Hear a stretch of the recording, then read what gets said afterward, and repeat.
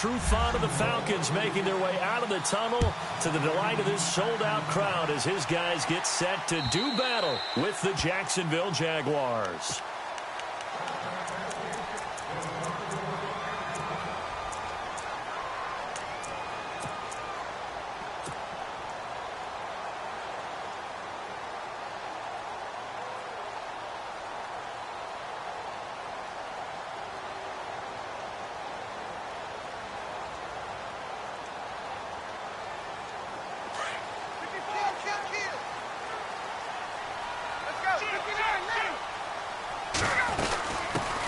They'll run for the first time with Devontae Freeman. That's going to go as a loss of 4, and it'll be second down. I think there's one element that just keeps increasing on defense in the NFL, and that's speed. They want it at every position, and we just saw there some linebackers who can go sideline to sideline, run past that trash, go past people, and make tackles near the sidelines. Well, not only near the sideline, but also in the backfield there for the loss.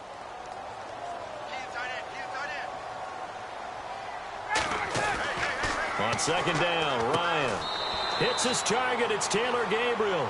And he gets this up just shy of the 30 to the 29 before he's out of bounds.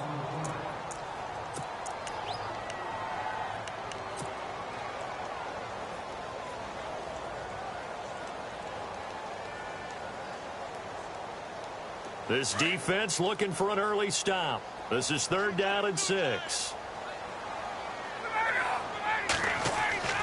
Here's Ryan to throw. And yes, he found Toilolo. A very solid gain of 27. Partner, it's a lot of fun watching the NFL now, isn't it? Because when the big fella runs routes, it used to be when we were kids, he'd run about 3 different routes, and that was it. Now he can run anything and catch the balls we just saw there. The Pro Bowl wideout Julio Jones, his intended receiver. And that'll bring up second down.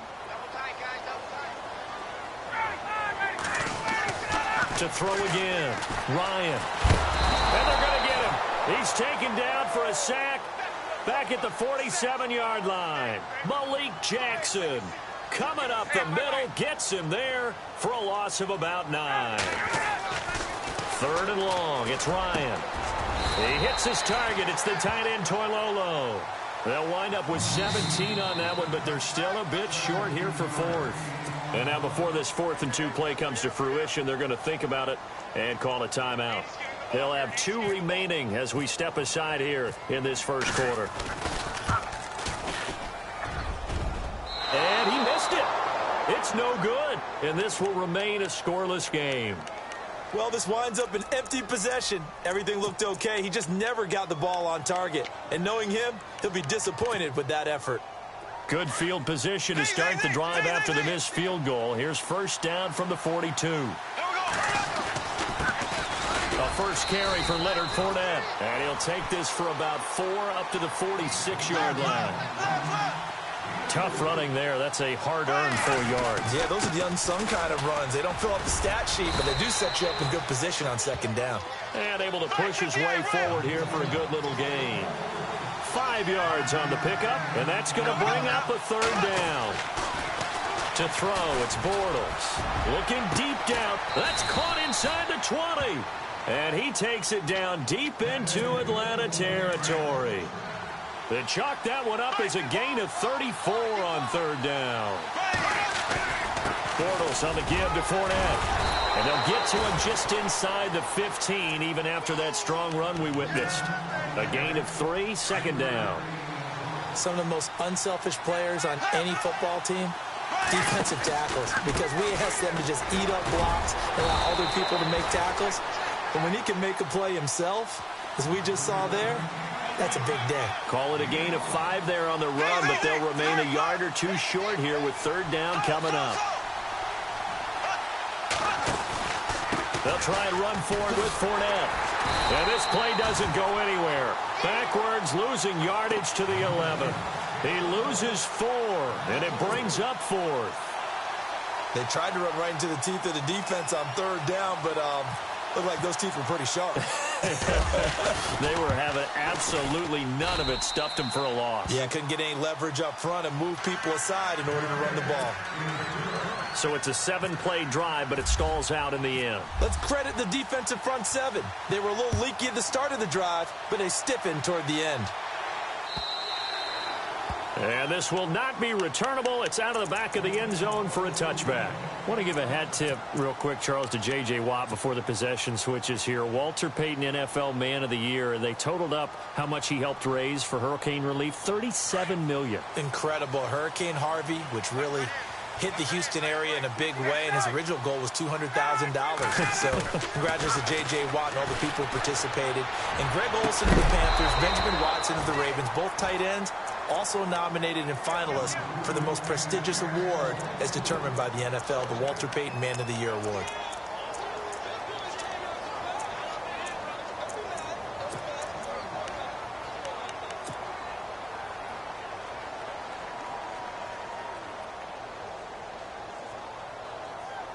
So the incomplete pass brings up second down. And the D-line pinching together must be expecting the run. In motion left here, one of their tight ends. On second down, Freeman. And he's able to plow forward up to about the 29, just shy of the 30. Give him 4 on the ground there. They're now left with 3rd and 6. Well, if you're a football guy, that's a pretty run because everyone is in sync right there. Obviously, the guy carrying the ball, but how about the people up front? Leverage, athleticism, they created some nice space for him. And he fires one that's intercepted. Picked off at the 38. And he'll bring this one back to the 29. So the football switching hands here in just a second. And, you know, Tom Brady, just to go off on a tangent for a second, may have lost the Super Bowl. But 3rd MVP this past season, and what he did at age 40, really something, right, Charles? Absolutely phenomenal. Ended up beating out Todd Gurley, the running back for the Los Angeles Rams. But he would have traded it for a Super Bowl win, don't you think? How about this? The last 9 NFL MVPs to play in the Super Bowl that same season, 0-9. Yeah. Getting all the way back to Kurt Warner in, what, 1999 when he won the double? We were going over that stat earlier. That is hard to believe. But he would have been the MVP had the Patriots pulled that one out. And he still has 5 rings, though. 5 Super Bowl titles for Brady. Well, good field position to start the drive, but under the gun now here on 3rd and 8. And the Falcons going to use another timeout. And that's their second charge timeout here in this first quarter. They're down to 1 remaining. Well, good field position to start the drive, but under the gun now here on 3rd and 8. From the gun, it's Bortles. And he will go down outside of the pocket for a sack. Tried to get away, but could not. Brooks Reed coming in to drop him for a loss of 8, and it'll be 4th down. So out comes a field goal team now for the second time here today. It'll be spotted on the right hash. A 52-yard attempt. Oh, they get to the football. It's blocked. Now it's scooped up, and this is a lot. And he's got daylight. It's a foot race. Past the 20. And he will score. Touchdown, Falcons. We talk about it a lot. One of the dangers of the long field goal, you got to kind of hit it low and drive it. That makes it susceptible to a block here. Not only do they block it, they return it. And how about how well they did on the return, where they didn't create a penalty. Oftentimes in that type of a scrambling situation, someone will clip, someone will block below the waist, right? You name it. In this case, though, that didn't happen. They formed it up, and he took it all the way back for a touchdown. Fielded about a yard deep. Solid return, pretty good field position. They'll start at the 32-yard line. Jags taking over on offense here in a second. And what a season, Charles, it was for Jacksonville. Some people did like them as a dark horse coming into the year, and they really responded. Heard recently at one of the, all-star games, college all-star games, a scout saying, well, heck, haven't they been the dark horse for the last 5 years coming into the season? And he seemed a little bit bitter, so I'm going to let him go on that one. But the point is well taken. They have been building towards this. Really good drafts, really supplemented in free agency. And, yeah, they were a dark horse, but they played awfully well. 11 wins, 2 more in the playoffs. I think right now they'd love to get Allen Robinson back at wide receiver and add another playmaking tight end. Fournette, a first down carry. And an alley to run. And brought down, but able to get it to their 30-yard line. 18 yards on each of the last 2 plays, and they're picking up big chunks now. Shift together here from the D-line. To throw is Bortles. And it pops free. The collision there jarred the ball loose and brings up second down. You get a tight end like this, and you know he's used to dishing out punishment, but here, he's one that has to absorb the contact, and as a result, unable to hold on to the football. On second down, here's Fournette, and he's going to be run over, hit hard, as he'll be marked down right at the line of scrimmage. And when you're running the football, one thing you don't want to see is a big boy coming up there and the Jaguars on third down. Just 1 for 3 thus far. This is 3rd and 10. Shotgun now for Bortles. Caught right side. It's Lewis. A big hit. Knocked down sideways. They get 7 there, but it brings up 4th. So on 4th down, Doug Marrone going to send out his field goal unit. And remember, he had one blocked earlier. And Lambeau will put this one through. And they'll get it back within a point at 7-6. So this time the protection holds up for him just fine, and he's able to bang it through. I think their special teams coach got the point across. He gave him a pretty good earful after the block earlier. And this time, there's no penetration, so they're able to pick up 3. And he's up across the 25 and down at the 28-yard line. Falcons taking over on offense in just a second, and, you know, this year ended in disappointing fashion. Now, last year was the ultimate version of heartbreak, but if you're a Falcon fan, was this one was tough to swallow as well, wasn't it? It certainly was, because let's be honest about it. Losing in the Super Bowl, I don't care how you lose, you were in the Super Bowl, you were playing for it all. This team was supposed to be as good or better. Ultimately ended up 10-6, found their way in the playoffs, but didn't get the deep run as they had the year before. So you're exactly right. For Falcons fans, that's a tough one. But this is a team that's built to be good for a long time. A very solid gain of 27. Now a play fake here on first down. He's going to fire one deep over them into double coverage, and it's intercepted. Picked off at the 14. And he's going to get this one to the 23-yard line.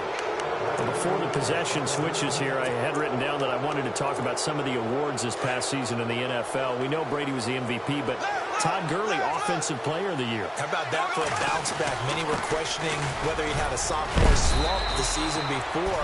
Didn't even get to 1,000 yards. Was a dominant force in 2017. How about his teammate Aaron Donald on the defensive side? He took home Defensive Player of the Year award. Yeah, very impressive. They had both sides of the ball. Sean McVay deserving, I think you would agree, of Coach of the Year. Yeah, definitely. I mean, what he did for the Rams when they went from last in the league in scoring to leading the league in scoring and winning a division title.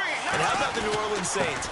Rookie of the Year, offense and defense. Alvin Kamara on offense, Marshawn Lattimore on defense. It's a gain of 4, and it gets him the first.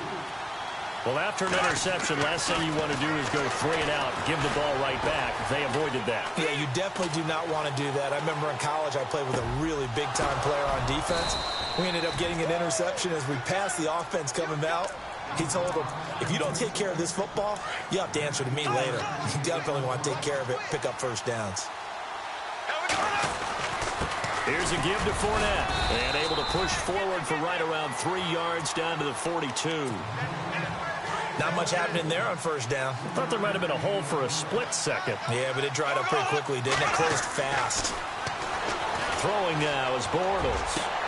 And the hook up here to Allen Robinson. First down, Jacksonville. The passing game looking sharp on this drive for the Jags. And play is stopped here. Timeout. It's the defense calling the timeout here. And with that, they're now out of timeouts. There's still plenty of time remaining here in this second quarter. Out of the pistol, it's Fournette. And he's going to fight his way forward here for a modest gain. Give him 5 on the carry there, and it'll be second down. And Leonard Fournette impressing there with that run. It's hard to believe that no Jacksonville Jaguar has broken 1,000 yards since Maurice Jones-Drew in 2011. I think Leonard Fournette could be that guy. Even with the ankle injury last year at LSU, still averaged 6.5 yards per carry. And absolutely intimidated opposing defenses. A lot of guys simply didn't want to tackle him. The Jaguars on third down. 2 for 5 to this point. Here it's 3rd and 3. Working from the gun, it's Bortles. He's got the hook up to Lee. And he is hit pretty hard from the side as he's knocked down. They're able to convert on third down, and that sets up a 1st and goal.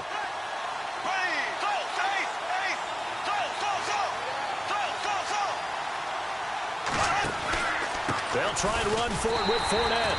And he will make his way back to where he started from, and that's all. As we will make our way to the 2-minute warning. 2 minutes remain here in the first half. We're back to Atlanta right after this timeout.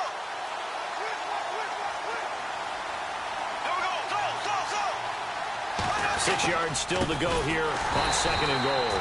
And this is going to result in losing yardage. They're driven back to the 8-yard line. This will be a 2-yard loss on the play. And that'll make it 3rd and goal.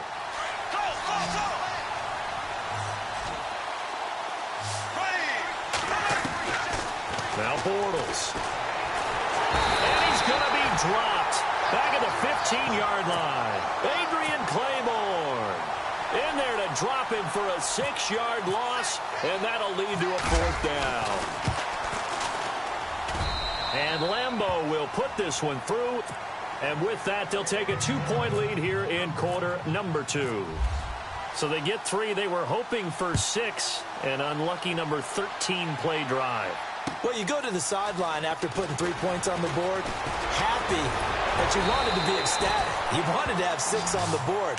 On the opposite sideline, though, the defense, I think they're high-fiving each other, only giving up 3 after letting them run that much offense. CD, I want to get your thoughts on some potential free agents this offseason before we change the possession here. Now, caution, many of these guys could be re-signed, I know, but who are some of them? Kirk Cousins is one. Yeah, we're talking about difference makers. Kirk Cousins at the quarterback position. He's going to be coveted around the league by quarterback-needy teams. Case Keenum had a big year. Could he move? But how about running backs? Le'Veon Bell, Dion Lewis, some pass catchers, Jimmy Graham, Jarvis Landry, Sammy Watkins, and about the guy who goes in. And for the 3rd time here in this half, it's intercepted. Picked off by Jalen Ramsey. And they will set up shop at their own 41-yard line. Before the offense changes hands here, let's look back at the Super Bowl February 5th. What a game. I know you were there calling it offensively, though. Impressive on both sides. It certainly was, and let's face it, if you're in Minnesota, it's cold outside, but you talk about the offenses, they heated up in a big way. And how about Nick Foles, the backup quarterback turned MVP, 373 yards, 3 touchdowns, and, of course, the big one receiving on the Philly special. Quite a story. As you and I were talking about off-air, it was just a fluid game, not a lot of penalties, just really clean play. Exactly the type of game the NFL needed for the audiences at home watching the game and, of course, people in attendance. A really well-played game. The Jaguars on third down. 3 for 7 so far in this game. This is 3rd and 4.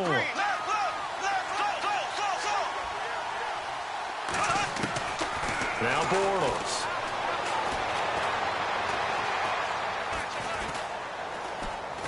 Airing it out for Hurns. He's got it at the 15. And he will get this into the end zone for a Jaguar touchdown.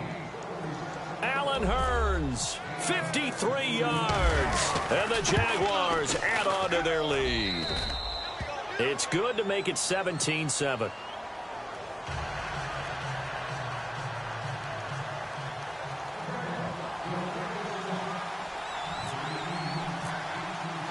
Here's Lambeau out to kick this one away. This is fielded at the goal line. And he'll get it up just past the 20, and his guys will go to work at the 21-yard line. Here comes the Falcon offense now as they get set to take over here. And with time quickly fading here in the second quarter, not sure how aggressively, offensively they want to play this. I think we'll find out just how much they trust their guys in this situation if they decide to take a shot. He'll rifle this one deep right, and his pass is intercepted for the 4th time today. Picked off near the 44. That late in the clock, second quarter, why not just run it a time or two and get it into the locker room? What you're saying makes absolutely perfect sense. Run it and get out of there. But I'm just wondering if the pressure of today's NFL and the high-powered offenses that you're facing may force them into saying, let's try and get some more points. And that'll be incomplete with just 6 seconds left on the clock. Allen Robinson, the intended receiver. And now it's second down. How many times when we see an incomplete pass, we just look at the receiver and say, should have caught that one. That was a drop, and we just put it on the offense. How about a little credit for the defense there? They just forced an incompletion. Yeah, especially after starting in a tough spot defensively, but a good start there on first down. That gave them a little extra confidence there, starting, as you said, in a tough spot and being able to make a play on first down. Okay, so Larry apparently giving us the silent treatment all of a sudden, and we're going to skip ahead to quarter number 3.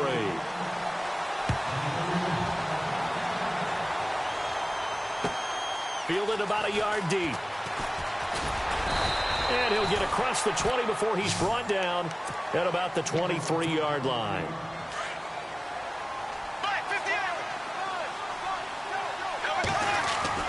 Second half beginning with a run from Fournette. And he's able to plow forward up to about the 29, just shy of the 30. It's a 6-yard pickup, and it gets him to 2nd and 4. Third quarter and you've got the lead. You're not ready to go into that 4-minute offense to close the game out, but a running game can really benefit your team right now. Call it a gain of 7, and it gets him a new set of downs. They're trying to show that they can run the ball and protect this lead. Give it to the backs, play a little bit of keep away, don't you think? And that's probably a good philosophy at this point, going to make that defense stand up and stop him. Looking for an opening, not much there. He'll get it to the 39. Give him 3 on first down. It'll set up a 2nd and 7. Possible run anticipation here as the D-line sandwiches together. Now they'll throw it. Bortles. Buying time to his left. Now he'll let it go deep left side. And incomplete there. A nice hit. Jars the ball free and brings up 3rd down. That's going to frustrate the coaching staff a little bit as they dialed up the deep shot. But they weren't on the same page on that play. Heck, I don't think they were in the same book. I think he thought he was going to do something else. Ends up throwing it over the sidelines. Well incomplete. Bortles going to throw. Completes it left side to the tight end Lewis. And he's got the first down yardage as he brings this up to the 47. It goes as a gain of 8, and it moves the chains. They go back to the ground now with Fournette. And this one goes nowhere. Losing yardage on the play back at the 46. It's a loss of a yard there, and now 2nd down. Again, it's Fournette. And this one goes nowhere. Losing yardage on the play back at the 46. And they'll lose a yard that time, and that's going to lead to a 3rd down. 2 running plays, each lose a yard. They'll need to do much better now on 3rd and 12. Underneath to Ivory. That one a pickup of 15 for Jacksonville. Boy, the evolution of the game and how these guys on plays like that can get out of the pocket, keep plays alive, it just makes things so much harder for defenses. It really does, and we're talking about an era in the game where the quarterbacks are the most athletically gifted that we've seen in a bunch. I mean, we talk about collectively, it's unbelievable. So their ability to move is practiced now. It's not necessarily, oh, he just took off and you guys figure it out. When he takes off, everyone knows where to go now. They know how to run. And he will get this into the end zone for a Jaguar touchdown. A great effort there from 17 yards out. And the Jaguars add 6 to their lead.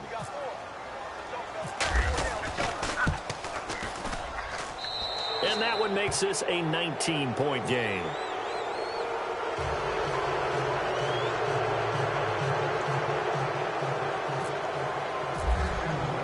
Here's Lambeau out to kick this one away.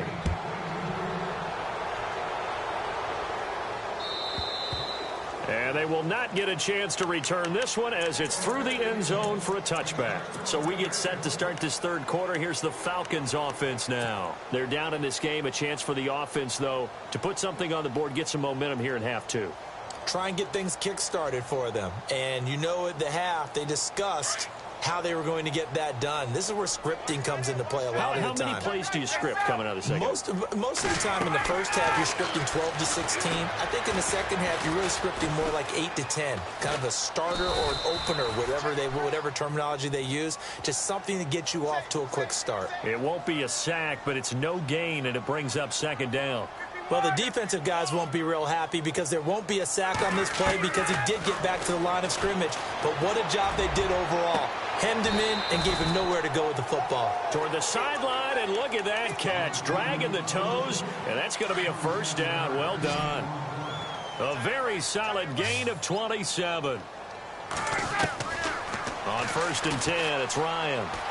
Ryan hit, and he lost the football. And the Jags grab it. There he goes, left side. And they will score. It's a Jacksonville.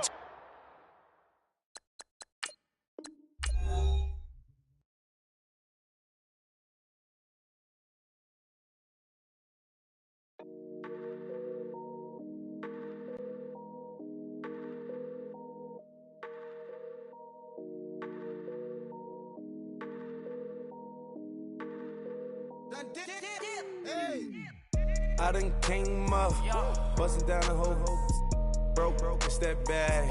Want your people swag, you ain't even gotta ask. What are those, what is that? Please don't touch my rap, please don't touch my rap. I'm racked up like rappers, I'm wrapped up on camera. Get out on camera, squeeze like asthma. It's rare